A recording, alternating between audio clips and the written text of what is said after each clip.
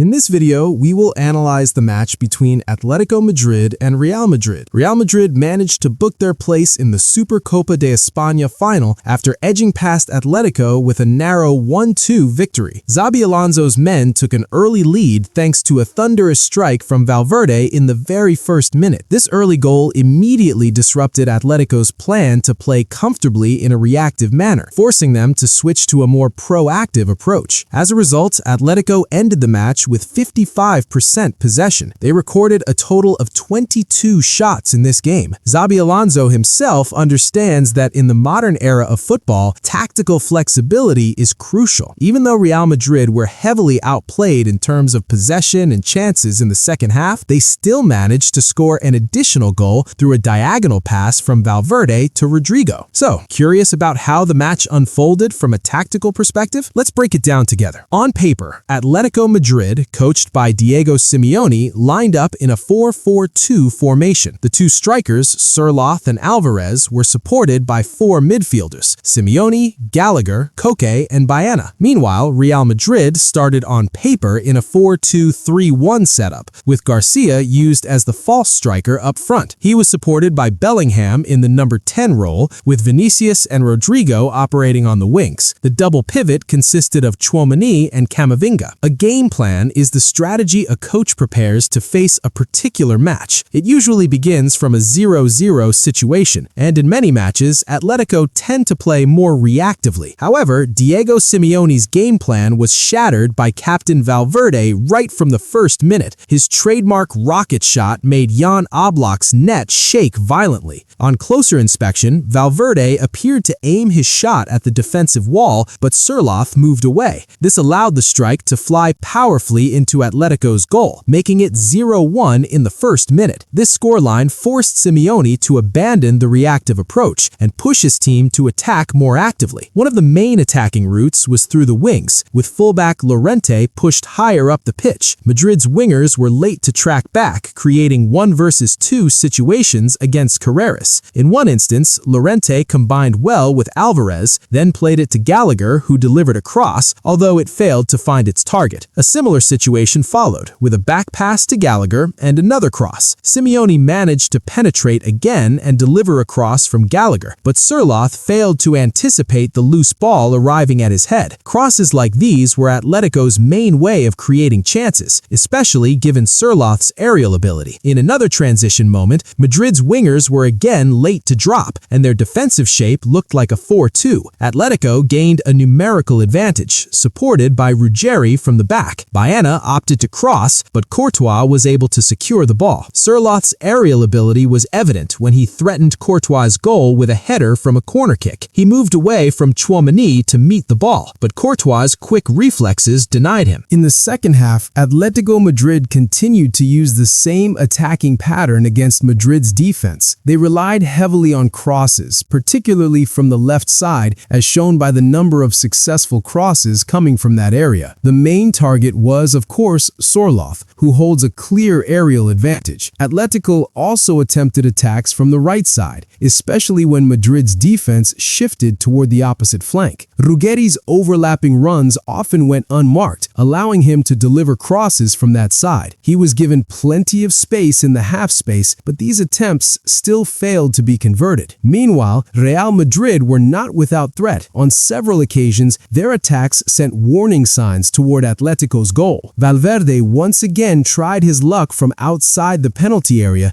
but his effort drifted wide. In terms of expected goals, Madrid did not create many chances. However, whenever they did get opportunities, Xabi Alonso's side executed them efficiently. The second goal eventually came through Rodrigo, who received a diagonal pass from Valverde. The build-up to this goal also involved Gonzalo Garcia, who dragged Hermoso out of position, creating a gap between the two center-backs that Rodrigo exploited perfectly. Madrid went 2-0 up. Despite going 2 goals down, Atletico did not give up. Persisting with their crossing strategy, Los Colchoneros finally managed to beat Courtois through a Sørloth header. The move started with Llorente and Simeone creating a wide overload, a 1v2 advantage on the left side of Madrid's defense. This allowed the two Atletico players to combine and outmaneuver Vinicius. The ball was sent to the far far post where Sorloth faced Asensio. Thanks to his aerial superiority, the Norwegian striker easily converted the cross to make it 1-2. Madrid then tried to replicate the pattern of their second goal. This time, Bellingham delivered the diagonal pass, which was met by Vinicius, who successfully drove into the right side of Atletico's defense. Unfortunately, the Brazilian slipped just as he entered the penalty area. Atletico substituted Sorloth in the 74th minute, bringing on Thiago Almada, but their playing pattern remained unchanged as they continued to bombard Madrid with crosses. Another chance came through an overhead kick attempt from Griezmann, capitalizing on a cross from Hermoso on the right side of Madrid's defense, but Courtois was once again equal to it. Atletico took more risks in the closing minutes, including long-range shots such as Llorente's effort, which went wide. Real Madrid once again demonstrated their attacking efficiency, creating a quick counterattack that resulted in a 4v2 situation. However, Fran Garcia's pass was intercepted by Lenormand. One of the final chances came at the end of the match when Julian Alvarez exploited the space left by Madrid's players on the left side of their defense, but his shot went wide of Courtois' right post. When the final whistle blew, no more goals were scored. Real Madrid emerged as the winners of this Supercopa de España semi-final with a 1-2 victory. This win in Saudi Arabia allowed Madrid to avenge their recent La Liga defeat against their city rivals. Although they were not fully able to stop Atletico's crossing game, the early goal gave Real Madrid a significant advantage, allowing them to defend deeper and rely on counterattacks for the remainder of the match. Next, Madrid will face Barcelona, who thrashed Athletic Bilbao 5-0 in the other semi-final. El Real have a strong chance to secure their first trophy under Xabi Alonso, provided they win the final El Clásico this coming Sunday. And before we wrap things up, here's something that has everyone talking after the derby. A leaked moment that you honestly won't believe. According to Radio Cope, Diego Simeone was caught saying something shocking to Vinicius Jr. right in the heat of the game. Simeone reportedly told him, "Florentino Perez is going to fire you. Remember what I said." Now the big question is, what was that really about? Was it just classic Simeone mind games, trying to get into Vinicius' head during a tense derby? Or was it a deeper message, a real warning meant to shake him psychologically on the pitch? These are the moments that don't show up on the tactics board, but can completely change the emotional side of a match. Let me know what you think. Was it pure psychological warfare or something more serious? Drop your thoughts in the comments, and don't forget to like, subscribe, and stay tuned for more tactical breakdowns and behind-the-scenes stories.